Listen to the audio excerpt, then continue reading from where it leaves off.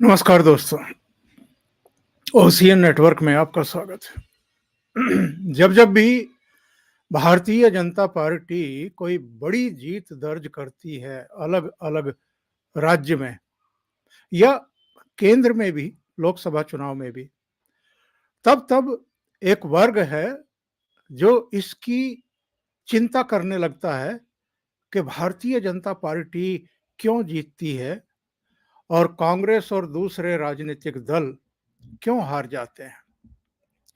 और हर बार ये किसी ज्ञानी के पास पहुंचते हैं समझने के लिए।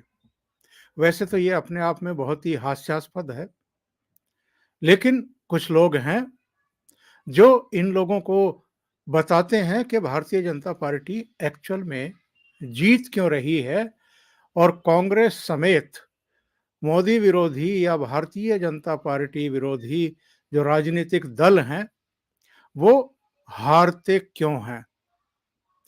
लेकिन जरा ये देखें कि क्या वाकई यही चार कारण हैं जो प्रशांत किशोर ने हाल में एक इंटरव्यू में बताए, या इनके अलावा भी बहुत सारे कारण हैं जिनकी वजह से भारतीय जनता पार्टी जीतती है और जो मोदी विरोधी हैं वो पराजित होते हैं। और केवल पराजित नहीं होते हैं बल्कि बहुत बुरी तरीके से पराजित होते हैं, हारते हैं। प्रशांत किशोर का कहना था कि भारतीय जनता पार्टी की जीत के चार बड़े कारण हैं।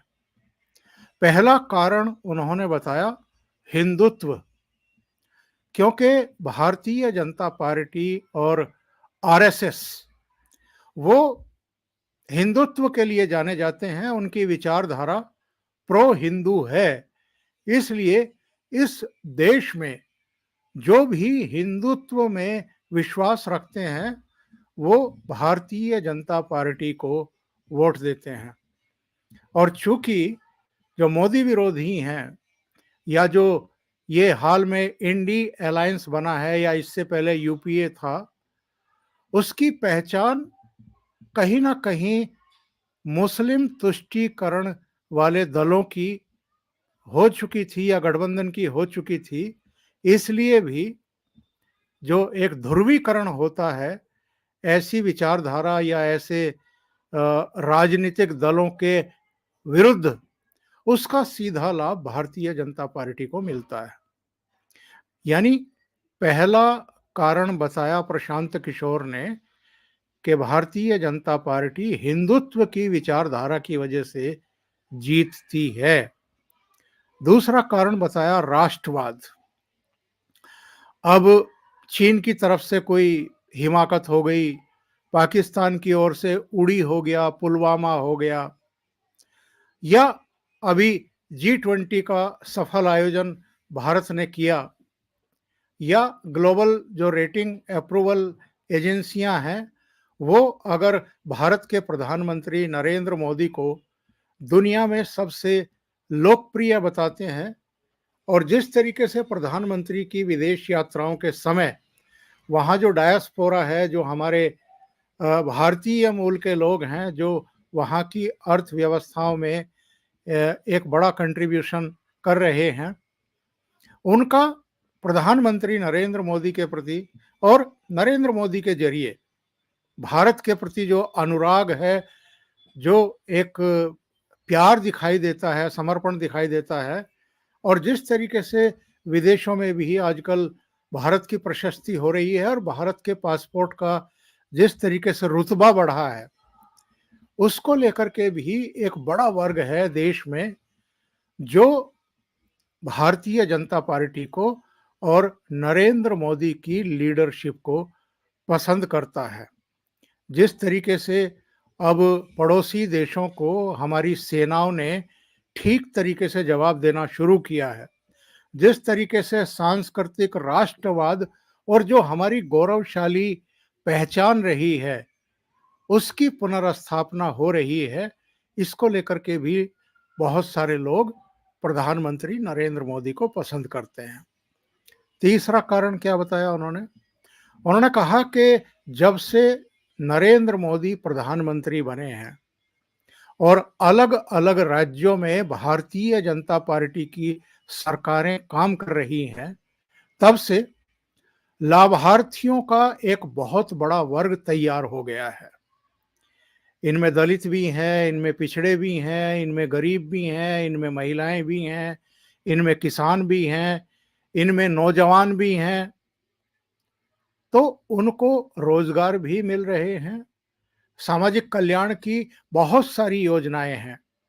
अब गरीबों के लिए जो 5 लाख रुपया आयुष्मान योजना के तहत उनका मुफ्त इलाज होता है, या जो 80 करोड़ जनता को कोविड काल से लेकर के अब तक मुफ्त अनाज मिल रहा है, खाद्यान्न मिल रहा है, किसानों की जेब में जो हर चौथे महीने 2,000 रुपए पहुंच जाते हैं, या जो नौजवान हैं या जो महिलाएं हैं, उनको रोजगार शुरू करने के लिए जो अ, आसान ऋण दिए जा रहे हैं, आसान ब्याज पर ऋण दिए जा रहे हैं, वो एक बड़ा लाभार्थी वर्ग तैयार हो गया है। वो भारतीय जनता पार्टी और नरेंद्र मोदी की लीडरशिप को पसंद करता है। चौथा कारण क्या बताया उन्होंने? उन्होंने कहा कि भारतीय जनता पार्टी का संगठन और उसके पास जो संसाधन हैं, उनकी वजह से जो अन्य दल हैं, वो तो जो टिकटार्थी होते हैं, उनसे पैसे लेकर के टिकट देते हैं। लेकिन भारतीय जनता पार्टी एक तो जो जिताऊ कैंडिडेट होते हैं, उनको चुनते हैं। दूसरे, उनको पैसा देते हैं कि जाइए, लोगों तक संपर्क करिए, भारतीय जनता पार्टी का प्रचार करिए और जीत करके आइए। और खुद प्रधानमंत्री नरेंद्र मोदी से लेकर के तमाम नेता हैं, जिनमें अब योगी आदित्यनाथ भी है, हिमंता बिस्वा शर्मा भी है, केंद्र की और लीडरशिप है, अमित शाह से लेकर के कई चेहरे हैं, जो चुनाव के समय बिल्कुल एकदम वार मोड में काम करते हुए दिखाई देते हैं। लेकिन पीके कई चीजों को एक्चुअल में छिपा गए, चालाकी के साथ छिपा गए। इंटेंसली छिपाया या अनजाने में छिपाया, मैं नहीं जानता। लेकिन क्या विरोधी दलों के पास नरेंद्र मोदी जैसी लीडरशिप है? तो नहीं है।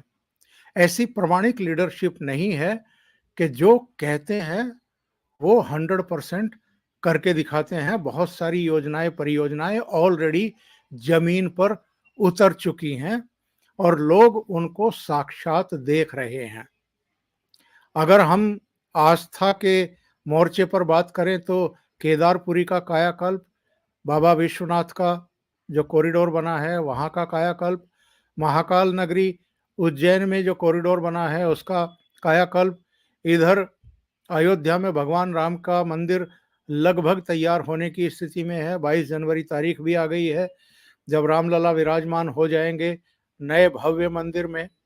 इसी तरीके से जो हमारी गौरवशाली परंपराएं हैं, उनके दर्शन अलग अलग जगहों पर होते हैं। अभी नई पार्लियामेंट बनी है तो उसको देखने वाले ये बताते हैं कि जो नई पार्लियामेंट का जो वास्तुशिल्प तैयार किया गया है, उसको देख कर के भी लगता है कि ये जो हमारा गौरवशाली सांस्कृतिक इतिहास रहा है, उसी को वो प्रतिपादित करता है। जब उसमें प्रवेश हुआ था उस समय भी आपने देख रहा होगा कि राजदंड, जिसको सेंगोन कहते हैं, उसको लेकर के किस तरीके से प्रधानमंत्री नरेंद्र मोदी ने नए संसद भवन में प्रवेश किया था और स्पीकर के बराबर में उस सेंगोन की स्थापना की थी। इसके अलावा जो नरेंद्र मोदी ने दृढ़ता दिखाई है अंतर्राष्ट्रीय मंचों पर भी, पड़ोसियों के साथ भी, देश के भीतर भी, वैसी दृढ़ता अभी तक किसी पार्टी की लीडरशिप में दिखाई नहीं देती है। और एक और कारण प्रशांत किशोर छिपा गए, उसका खुलासा मैं करता हूं। कारण है कि ये जो विपक्षी दल हैं, जो मोदी को हटा करके खुद काबिज होना चाहते हैं, इनकी अपनी प्रामाणिकता क्या है, इनकी अपनी विश्वसनीयता क्या है। और 3 बातें लाल किले की प्राचीर से प्रधानमंत्री नरेंद्र मोदी ने कही थी। एक कही थी कि हमें भ्रष्टाचार को समूल मिटाना है, नष्ट करना है, खत्म करना है। दूसरी बात कही थी कि ये जो तुष्टीकरण की राजनीति है, इसको बाइंड अप करना है इस देश से। तीसरी बात उन्होंने कही थी कि ये जो वंशवादी परिपाटी है, चेहरे हैं, जो पार्टियां हैं, इनको भी खत्म करना है, क्योंकि ये लोकतंत्र की सबसे बड़ी हत्यारी है और लोकतंत्र वहां पनप ही नहीं सकता जहां खानदानशाही होती है। और जहां खानदानशाही होती है वहां भ्रष्टाचार भी होता है। और ये लोग येन केन प्रकारेण सत्ता पर काबिज होने के लिए तुष्टीकरण की नीति भी अपनाते हैं। एक और बात जो छिपा गए, प्रशांत किशोर। ये जो धीरज साहू जैसी काली भेड़ें हैं, जिनके यहां से कई कई सौ करोड़ रुपए की इस तरह की छिपी हुई करेंसी मिलती है, काला धन मिलता है। काले धन से मेरा आशय है कि जो सरकार से छिपाया गया हो, जो जनता की गाढ़ी कमाई का पैसा हो और जिसको ये लोग दबा करके बैठ जाते हैं, यानी जो देश की अर्थव्यवस्था का जो एक क्रम है, उससे इस पूरी धनराशि को अलग करके दबा करके बैठ जाते हैं। उसका कोई टैक्स भी नहीं चुकाते, इनकम टैक्स डिपार्टमेंट से छुपाते हैं। यानी जो एक व्यवस्था है, उससे अलग एक काले धन की के साम्राज्य की ये स्थापना करने की कोशिश करते हैं। ऐसे भ्रष्टाचारी और इनके जो लीडर हैं, यानी राहुल गांधी, क्योंकि ये जो पैसा अभी करीब 300 करोड़ के आसपास बरामद हुआ है और अभी और है, बहुत सारी अलमारियों में भरा पड़ा है। कई नोट गिनने की मशीनें फूक गई हैं गिनते गिनते। तो हैदराबाद से, भुवनेश्वर से कुछ और मशीनें, नई मशीनें मंगाई गई हैं और 30 से 40 के बीच बैंक कर्मचारी और अधिकारी ये नोट गिनने की प्रक्रिया में लगे हुए हैं। अब जरा याद करिए कि ये राहुल गांधी जब जनसभाओं को संबोधित करते हैं तो क्या कहते हैं? ये कहते हैं बहुत ड्रामेटिक अंदाज में कि जब आप बिजली का स्विच ऑन करते हैं और आपके कमरे में लाइट जलती है या पंखा चलता है या एसी चलता है, तो याद रखिए कि उसका पैसा अडानी की जेब में जाता है। और ये अडानी को लेकर के किस किस तरह की अब तक बातें कह चुके हैं, हरकतें कर चुके हैं, एलिगेशन लगा चुके हैं। कोई तथाकथित हिंडनबर्ग की रिपोर्ट आती है और उस पर हंगामा करना शुरू कर देते हैं, पार्लियामेंट को रोक लेते हैं। इसके अलावा जो है संसद के बाहर भी डेमोन्स्ट्रेशन होते हैं, प्रेस कॉन्फ्रेंस होती है। अडानी के बहाने देश के प्रधानमंत्री पर अटैक किए जाते हैं। उनके कोई पुराने फोटो जहाज में साथ साथ सफर करते हुए जारी करके, प्रदर्शित करके नरेंद्र मोदी की छवि को धूमिल करने की कोशिश की जाती है। बाद में जब सुप्रीम कोर्ट उस पर एसआईटी का गठन करती है, सारे तथ्यों की जांच पड़ताल के आदेश देती है, तो एसआईटी कहती है कि कहीं कोई गड़बड़ नहीं है, हिंडनबर्ग की रिपोर्ट जो है वो बिल्कुल बकवास है। बाकी तो छोड़ दीजिए कि सुप्रीम कोर्ट के आदेश पर एसआईटी की रिपोर्ट में क्या कहा गया है। अभी अमेरिका ने जांच पड़ताल कराई, क्योंकि एक प्रोजेक्ट श्रीलंका में बनाना था गौतम अडानी की कंपनीज को, और उसमें अमेरिका कुछ कंट्रीब्यूट कर रहा था।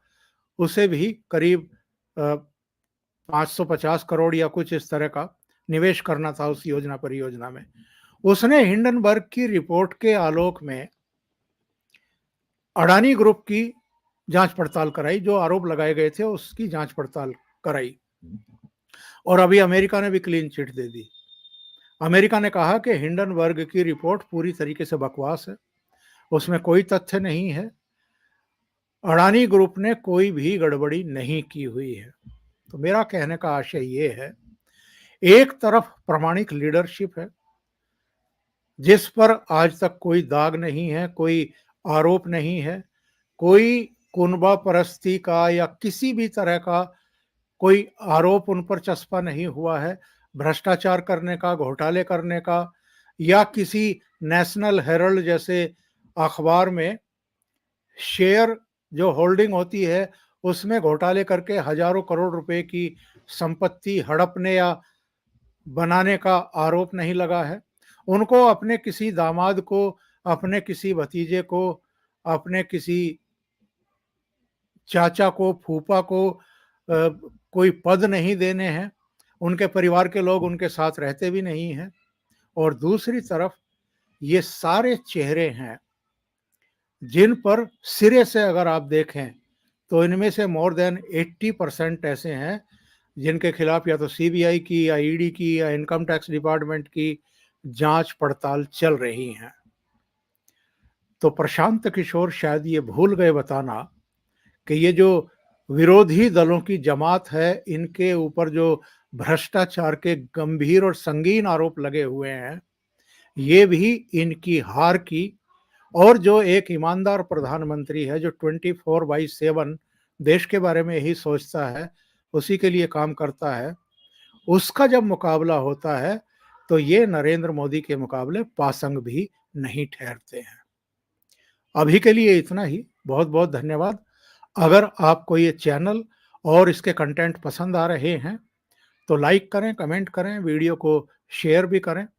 अभी तक अगर आपने ये चैनल सब्सक्राइब नहीं किया है तो सब्सक्राइब कर लें और साथ में लगे बेल आइकॉन को दबा दें ताकि आगे आने वाले वीडियो और उनके नोटिफिकेशन आप तक पहुंचते रहें। बहुत बहुत धन्यवाद। नमस्कार।